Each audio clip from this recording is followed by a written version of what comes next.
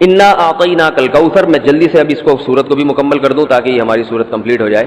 ترجمہ کر دیتا ہوں. انا اعطیناک الکوثر، اے نبی ہم نے آپ کو عطا کی کوثر. فصلی، پس آپ نماز پڑھیے، لربک، اپنے رب کے لیے، ونحر، اور قربانی کیجیے. انا، بے شک، شانئک، آپ کا دشمن، هو الابتر، وہی دم کٹا ہے، وہی اسی کی نسل ختم ہوگی، اسی کا ذکر خیر ختم ہو جائے گا، وہی ناقص ہے، اس کا کوئی نام لینے والا ان کے بعد نہیں ہوگا. سمجھ رہے ہیں بات کو؟ اس صورت کا میں شان نزول بتا دیتا ہوں آپ کو، کچھ اس کی فضیلت کیا ہے اور اس کی تفسیر کیا ہے. یہ آپ کو تحریری شکل میں مل جائے گی، لہذا لکھنے کی ضرورت نہیں ہے. ٹھیک ہے؟ جیسے سورہ فلق اور سورہ ناس کا خلاصہ مل گیا نا آپ لوگوں کو. کس کس کو ملا ہے؟ سب کو مل گیا؟ آپ کو نہیں ملا؟ نیٹ سے دیکھ لیں، مل جائے گا انشاءاللہ. کب سے بھیجا ہوا ہے؟ اس کے بعد اذا جاء نصر اللہ قل یا ایھا الکافرون، ان صورتوں کے بھی آپ کو خلاصے سورہ اخلاص کا مل جائے گا انشاءاللہ. تو یہ جو بھی بتا رہا ہوں یہ بھی تحریری شکل میں آپ کو دے دیا جائے گا. اس صورت کا شان نزول یہ ہے کہ رسول اللہ صلی اللہ علیہ وسلم کو اللہ تعالیٰ نے حضرت خدیجہ سے 2 بیٹے دیے تھے. ایک کا نام تھا قاسم اور ایک کا نام تھا ابراہیم. آپ صلی اللہ علیہ وسلم کی جتنی بھی اولاد ہوئی ہے صرف حضرت خدیجہ سے ہوئی ہے. حضرت خدیجہ کے علاوہ آپ کی اولاد کسی اور زوجہ سے نہیں ہوئی. حضرت خدیجہ سے 4 بیٹیاں تھیں اور 2 بیٹے. ایک بیٹے کا نام قاسم، دوسرے کا نام ابراہیم. قاسم کی جب ولادت ہوئی ان کا بھی انتقال ہو گیا، اور ابراہیم کی ولادت ہوئی تو ان کا بھی انتقال ہو گیا. عرب میں نرینہ اولاد کی بڑی اہمیت تھی، کیونکہ انسان کا نسب اس کی نرینہ اولاد سے چلتا ہے، بیٹیوں سے نہیں چلتا. بیٹیاں تو غیروں کی ہوتی ہیں، رخصتی ہو کے دوسروں کے ہاں چلی جاتی ہیں، ان کے نسل میں اضافہ کرتی ہیں، ان کی نسل بڑھاتی ہیں. اپنے شوہر اور اپنے شوہر کے ددیال کی نسل میں اضافہ کریں گی. وہ اپنے باپ کی نسل میں اضافہ کون کرتا ہے؟ بیٹا. کیونکہ نسب کس سے چلتا ہے؟ باپ سے چلتا ہے، سوائے بلاول بھٹو کے. بلاول بھٹو کے بارے میں کہتا ہوں کہ بلاول بھٹو اسلامی تاریخ، غیر مسلموں کے ہاں تو ماں سے چلتا ہے جو نیچر کے خلاف ہے، لیکن اہل اسلام میں، اسلامی تاریخ میں سوائے بلاول بھٹو کے آج تک کوئی ایسا شخص پیدا نہیں ہوا جس کے نسب اور خاندان ماں سے چلتا ہو. بلاول بھٹو زرداری کے بیٹے ہیں، مگر خاندان ان کا کیا کہلاتا ہے؟ قوم جو آخر میں لگتی ہے وہ بھٹو کہلاتی ہے، حالانکہ وہ بھٹو ان کی والدہ تھیں، ان کے والد محترم بھٹو نہیں. تو سیاست میں انہوں نے نسب ہی کو بگاڑ دیا اپنا. سمجھ رہے بات کو؟ تو یہ سیاسی لوگ اتنے خطرناک ہوتے ہیں کہ یہ اپنے باپ کے نسب کو بدل دیتے ہیں سیاست کے چکر میں، کیونکہ زرداری لگے گا تو ووٹ نہیں ملیں گے، ووٹ بھٹو کے نام کو کیش کرانا ہے. خیر، تو رسول اللہ صلی اللہ علیہ وسلم کے 2 بیٹے ہوئے، دونوں کا انتقال ہو گیا. عرب میں بے اولادی کو بھی معیوب سمجھتے تھے، کیونکہ آپ کی نسل چلے گی بیٹوں سے، اور بیٹے ہیں جو باپ کی بہت زیادہ عزت کا ذریعہ بنتے ہیں. بیٹیوں کے اپنے فضائل ہیں، لیکن ظاہر ہے نسل بیٹیوں سے نہیں چلتی. تو جب نبی صلی اللہ علیہ وسلم کے دونوں بیٹے مر گئے، دنیا سے چلے گئے، تو عاص ابن وائل بہت بڑا دشمن تھا اہل اسلام کا، وہ اور قریش، دیگر قریش، وہ یہ کہنے لگے کہ محمد صلی اللہ علیہ وسلم معاذ اللہ ابتر ہیں. کیا مطلب؟ ان کی نسل ختم، اور ان کا نام لینے والا ان کے بعد دنیا میں کوئی نہیں ہوگا، کیونکہ بیٹے ہی نہیں ہیں. تو ریاض کون رکھے گا؟ اولاد ہی نہیں ہے، باپ دادا کے نام کون لے گا؟ اولاد تو ہے ہی نہیں، بیٹیاں ہیں.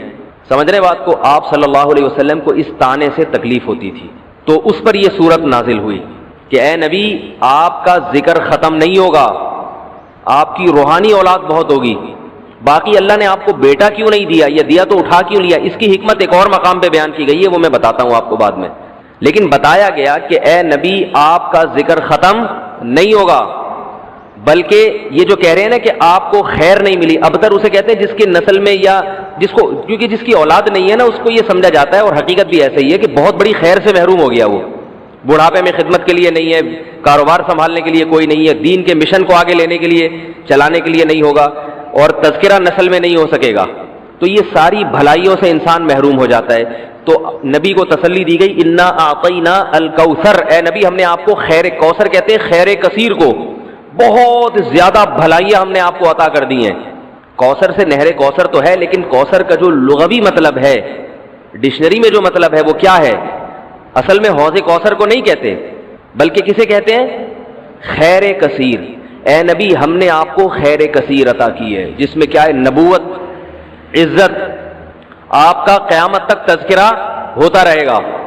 یہ ساری چیزیں ہم نے آپ کو عطا کر دی ہیں، لہذا ان کے تانوں سے پریشان ہونے کی ضرورت نہیں ہے. ان کے نرینہ اولاد ہوگی تو بھی ان کا تذکرہ نہیں ہوگا، اور آپ کے نرینہ اولاد نہ ہو کے بھی آپ کی روحانی اولاد قیامت تک باقی رہے گی اور آپ کا تذکرہ بہت زیادہ ہوتا رہے گا. یہ خیر کثیر ہم نے آپ کو عطا کی ہے.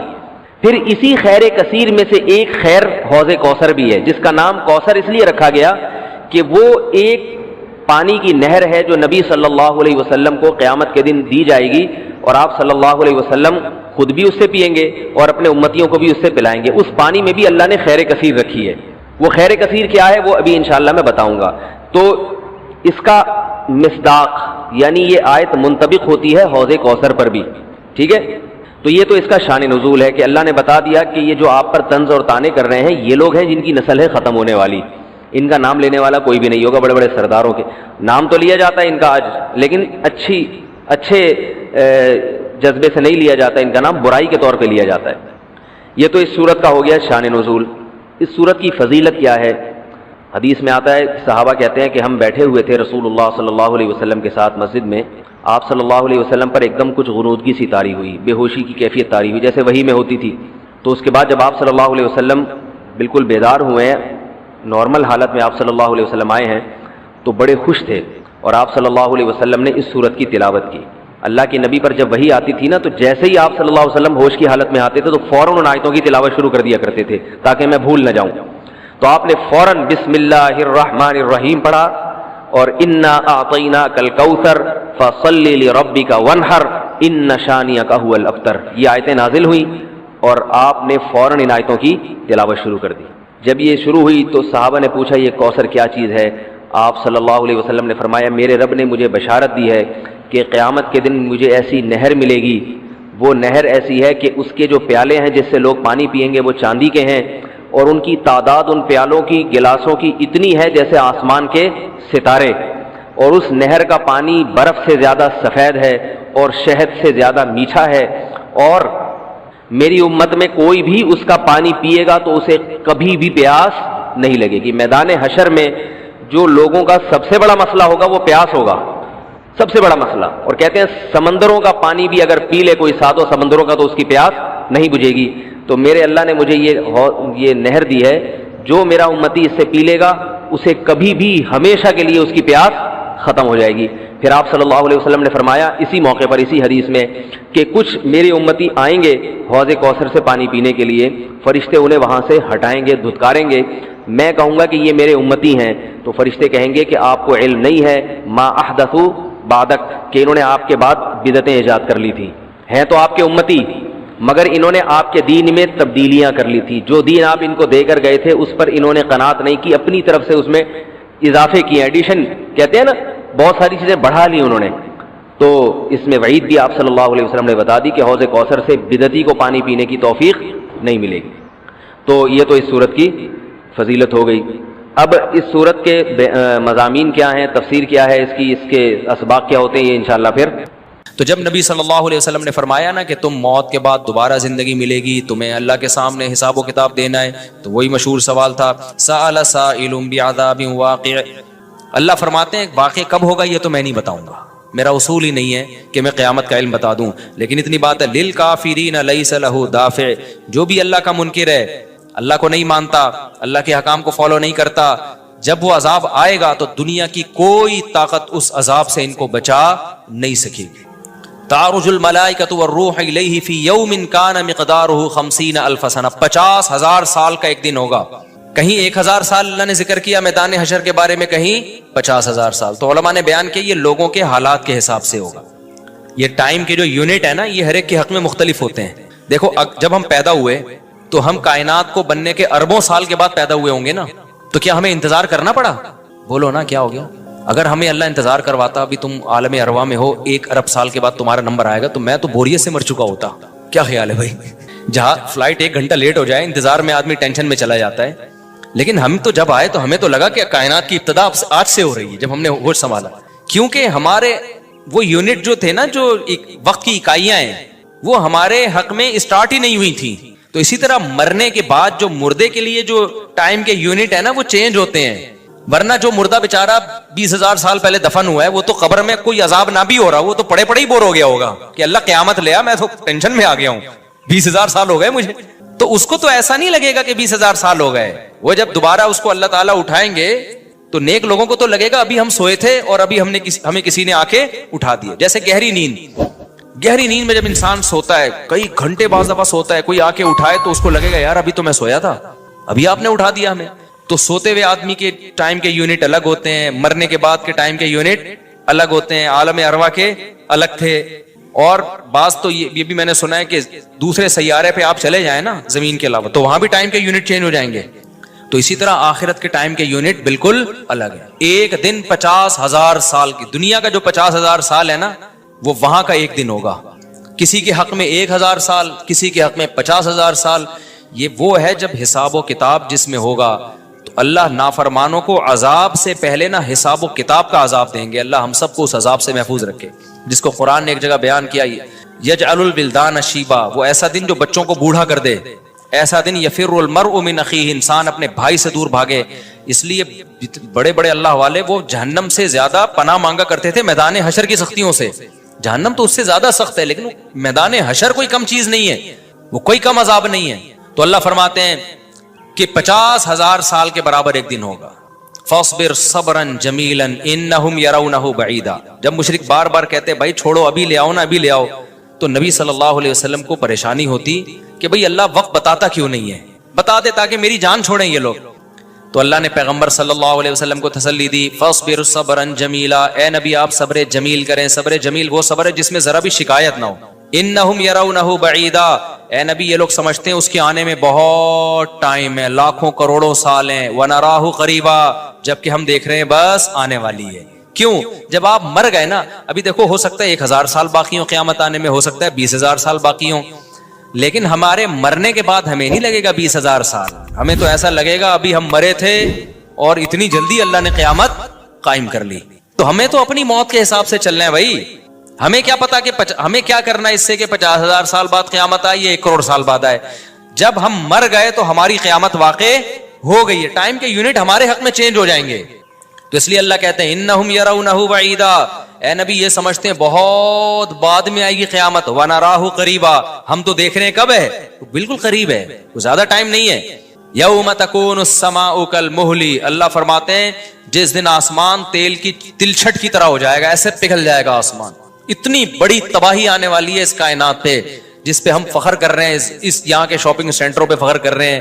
میں بھی ایک پروگرام میں گیا نا اسلام آباد میں, بڑا زبردست پروگرام تھا, بڑے بڑے تاجر آئے ہوئے تھے, تھوڑا سا موٹیویٹ کرنا تھا لوگوں کو تاکہ پیسہ کمائیں. تو یہ تو اچھی بات ہے, اسلام تو آپ کو بزنس کا پیسہ کمانے کا حکم دیتا ہے تاکہ ہم بھکاری پن سے نکلیں. بھکاری پن کو تو پسند نہیں کیا گیا نا, ایک شخص بھیک مانگتا ہے, نبی نے اس کو پسند نہیں کیا, تو پوری قوم پورا کنٹری بھکاری بن کے IMF کے سامنے کشکول لے کے کھڑا ہوا ہو, تو ہمارے نبی اس کو پسند کریں گے کہ کوئی مسلمان قوم ہو اور قومی سطح پہ بھکاری بن چکی ہو. تو یہ علماء کی ذمہ داری ہے لوگوں کو پیسہ کمانے کی ترغیب دیں, بزنس کی طرف لے کر آئیں, یہ مذہبی ذمہ داری ہے. تو میرا اس میں کوئی کمیشن نہیں تھا, میں گیا, میں نے تقریر کی, لیکن ایک چیز کا مجھے اندازہ ہوا کہ یار ایک چیز یہاں پیدا ہو رہی ہے, پیسہ کمانے کے ساتھ پیسے کی محبت بھی آ رہی ہے. تو مجھے خیال ہوا میں اپنی اسپیچ میں ایک بات کہوں کہ آپ یہاں آئے ہیں, سارے ارب پتی کروڑ پتی تاجر ہیں, سب اپنے اپنے تجربے شیئر کر رہے ہیں کہ میں یہ کرتا تھا, آج میں نے اتنے روپے کما لیے, میں یہ کرتا, تاکہ لوگوں کو موٹیویشن ملے. اچھی بات ہے, بہت اچھا پروگرام تھا.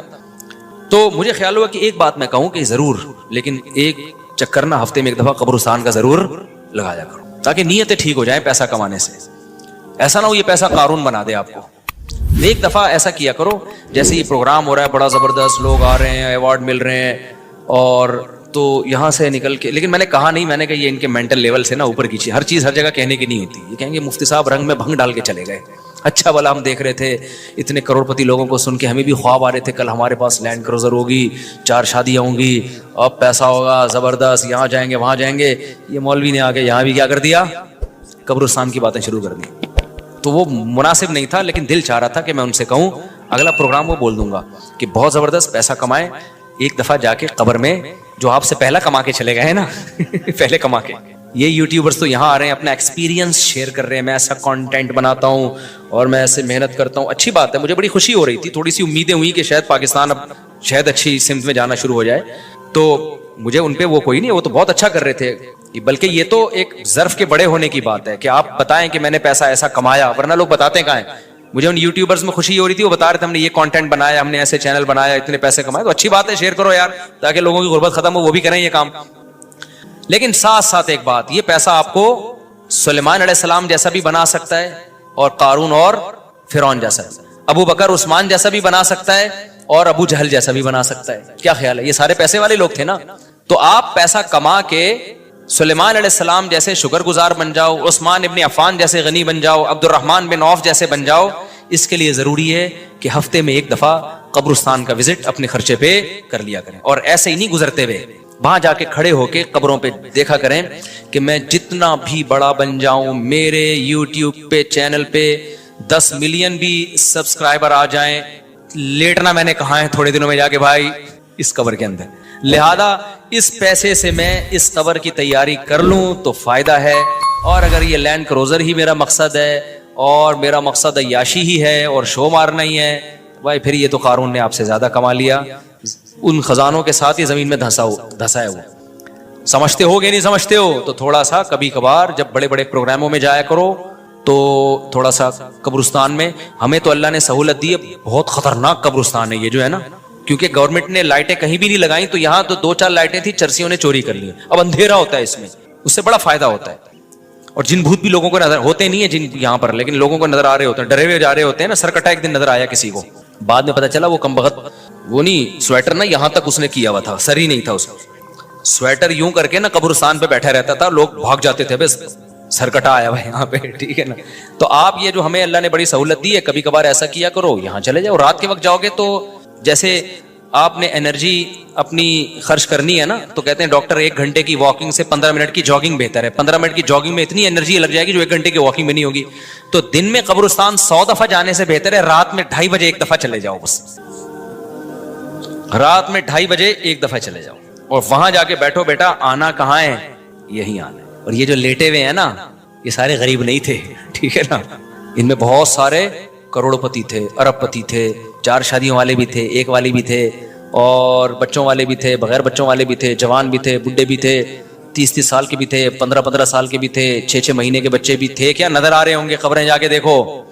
کل ہوس اس طرح سے ترغیب دیتی تھی مجھے. وہ ایک شاعر نے بڑا شعر کہا ہے کہ مجھے ہوس جو ہے نا وہ ترغیب دیتی تھی. ہوس نہیں ہوتی پیسوں کی دولت کی کہ یہ سکندر ہے, وہ کہ جو ہے نا, مجھے پورا شعر یاد نہیں, 20 سال ہو گئے سننے ہوئے اس کو. اس کا خلاصہ بتا رہا ہوں کہ ہوس مجھے ترغیب دیتی تھی کہ بھائی پیسہ کماؤ, پھر یہ عیاشی اور اتنی عزت اور ایسا کچھ ہوگا اور بڑے مزے ہوں گے نا, اور نائٹ کلب جائیں گے, شرابیں پیئیں گے اور یہ کچھ کریں گے. کہہ رہے ہیں ایک دن کیا ہوا, مجھے جو ہے قبرستان سے میرا گزرنا ہوا, تو مجھے جو ہے نا میری ہوس نے جو ہے نا مجھے 2-4 قبریں دکھائیں اور کہا یہ سکندر ہے, یہ دارا ہے, یہ کیکاؤس ہے. یہ سکندر اعظم کی قبر ہے, لاکھوں باندیاں تھیں اس کے پاس. آپ تو 2-4 گرل فرینڈ پہ فخر کر رہے ہو. گرل فرینڈ نہیں, لاکھوں باندیاں. گرل فرینڈ آپ کے تابع نہیں ہوتی, باندی تو جیسے آپ بولو گے بھائی جو کام آپ اس کے ذمہ لگاؤ گے وہ بھاگ نہیں سکتی, نوکر ہے آپ کی. تو اتنی بڑی بڑی دنیا انہوں نے روئے زمین پہ حکومتیں کی ہیں. آج قبروں کے اندر یہ دارا ہے, یہ کیکاؤس ہے, یہ سکندر اعظم ہے. بڑے بڑے بادشاہوں کی قبریں آپ کو نظر آئیں گی پڑے ہوئے اندر. اب نئے زمانے میں شعر کو ہم یوں چینج کر دیں گے, یہ 10 ملین والا ہے سبسکرائبر تھے, یہ 20 ملین والا, یہ 50 ملین والا. ایک ایک کلپ بعض ایسے مشہور ہو جاتے ہیں, کھجا بھی رہے ہوں گے نا, بس یہ اپنی کھجانے کی ویڈیو ڈال دیں یوٹیوب پہ, لاکھوں روپے کما لیتے ہیں بیٹھے بیٹھے. بعض ایسے مشہور ہو گئے, کچھ بھی نہیں کرے نا, بس وہ کہے کہ ناڑا باندھتے ہوئے دکھا دیں, میں ناڑا باندھ رہا ہوں, میں ناڑا ایسے ٹائٹ کرتا ہوں, زار بند ایسے ٹائٹ کرتا ہوں. اتنے مشہور ہو گئے ہیں وہ, بس لوگ دیکھنا چاہتے ہیں. لوگ پتہ نہیں کیا ہو گیا اب. اللہ یار, وقار زکا نے کل ایک بڑی اچھی ویڈیو وائرل کی ہے یوٹیوبرز کے بارے میں, کہ اب میں وہ یوٹیوبرز کی وہ ویڈیو پہ جو اس نے کمنٹس کیے وہ تو نہیں بتاؤں گا کیونکہ اس پہ وہ اس کا نام لینا کسی کا ٹھیک نہیں ہے. اس نے کہا یار یہ عجیب ولاگر عجیب ٹائپ کے آ رہے ہیں, کچھ بھی کر لو, کچھ بھی کر لو, ملین ایک دن میں 1 ملین ان کے ویوز ہو جاتے ہیں. تو انہوں نے کہا یہ ان ولاگرز کا قصور نہیں, یہ قوم کا قصور ہے. اس نے بڑی اچھی بات کی, اس نے کہا یہ قوم کدھر کو جا رہی ہے بھائی. واش روم میں بیٹھا ہوا بندہ دکھا رہا ہے, دیکھیں آدھا اوپر والا دکھا رہا ہے. میں کہتا ہوں اگر وہ نیچے والا پورشن دکھا دے نا, یوٹیوب چینل بند کر دے گا, بولے گا بھائی اتنے سبسکرائبر اتنا کراؤڈ ہم برداشت نہیں کر سکتے, ڈی مونیٹائز کر دے گا یار. کہے گا بھائی یہ ہمارے بس میں اب. تو لوگوں کی نیچر دیکھو یار, کچھ بھی جو مشہور ہو جاتے ہیں ایک دفعہ مشہور ہو گئے نا, بس اب کچھ بھی کریں گے. گالی دے رہے ہیں, وہ ویڈیو آ گئی, کھجا رہے ہیں, لوگ دیکھ رہے ہیں کیسے کھجاتے ہیں یہ, تو لوگ عجیب ہیں. بہرحال جو ہو رہا ہے میں تو مارکیٹ میں وہی بتاؤں گا نا آپ کو. تو اب جو سوشل میڈیا سے وابستہ لوگ ہیں جن کے ٹک ٹاک پہ چینل, یوٹیوب پہ چینل, ان کے یہاں کامیابی کیا ہے, 4 ملین ہو گئے, 10 ملین ہو گئے, 50 ملین ہو گئے. تو ایک ویڈیو اتنی محنت سے بناتا ہے, 4 آدمی تجھے ملتے نہیں ہیں اور میں کھجاتا بھی ہوں نا سر کو تو اتنے ویوز آ جاتے ہیں. تو کل یہ شعر چینج ہوگا. یہ سکندر ہے, یہ دارہ قبروں میں نا, تو کہیں گے یہ 10 ملین والا ہے, یہ 20 ملین والا. یہ ناڑا باندھتے ہوئے ایک دفعہ ویڈیو ڈالی تھی اس نے اور 20 ملین ایسے ہو گئے تھے. تو یہ سب آئے گا مارکیٹ میں. تو اس لیے میرا دل چاہتا ہے کہ میں ان لوگوں سے, میرا اس پروگرام میں دل چاہ رہا تھا ایک دفعہ بولوں کہ آپ تمام حضرات سے گزارش ہے, بہت اچھا پروگرام ہے اور اللہ کرے اور پیسہ آئے اور یہ لوگ اپنے تجربوں کو شیئر کریں, لیکن کائنڈلی تھوڑا سا قبرستان بھی, ہمارے نبی نے پیسہ کمانے کی ترغیب دی ہے, ساتھ ساتھ قبرستان جانے کی بھی ترغیب دی ہے. صحیح بخاری کی حدیث ہے, کنت نہیتکم عن زیارت القبور فزوروها فانها تذکر الاخرہ. نبی نے فرمایا میں نے تمہیں قبرستان جانے سے منع کیا تھا کیونکہ بدعتیں ہو رہی تھیں, شرک پھیل رہا تھا, لیکن اب توحید قائم ہو گئی ہے, شرک کا خطرہ ختم ہو گیا. فرمایا فزوروها, قبرستان جایا کرو کیونکہ اس سے آخرت یاد رہتی ہے. انسان اپنی اوقات میں رہتا ہے, اپنی اوقات سے باہر نکلنے کی کوشش نہیں کرتا. تو اللہ میاں بھی فرما رہے ہیں تم اس کو بہت دور سمجھ رہے ہو, ہم سمجھ رہے ہیں بہت قریب ہے. اور یہ جتنی رنگینیاں اس کائنات کی نظر آ رہی ہیں نا, یہ سب ٹوٹ پھوٹ کے مٹی ہونے والی ہیں, برابر ہونے والی ہیں. تو یوم تکون السماء کالمہل وتکون الجبال کالعہن. اتنے بڑے بڑے پہاڑ اللہ کہتے ہیں روئی کی گالوں کی طرح اڑیں گے. آپ سبسکرائبر کو لے کے بیٹھے ہوئے ہو, یہ بڑے بڑے پہاڑ جو ہل نہیں سکتے نا, یہ روئی کی گالوں کی طرح اڑ رہے ہوں. وتکون الجبال کالعہن ولا يسأل حمیم حمیما. جگری دوست بھی کسی دوست کو نہیں پوچھے گا. تو اگلے ہفتے انشاءاللہ یہاں سے میں آگے سے شروع کروں گا تاکہ یہ صورت ہماری ختم بھی ہو. اللہ تعالی ہمیں موت سے پہلے نا تیاری کی توفیق عطا فرما دے. دنیا کماؤ ضرور بھائی, اتنا فری نہ کراؤ جتنا ہم دنیا کو فری کرا رہے ہیں, اتنا کراؤ جتنا یہاں پر رہنا ہے. اللہ تعالیٰ سمجھنے کی عمل کی توفیق عطا فرمائے.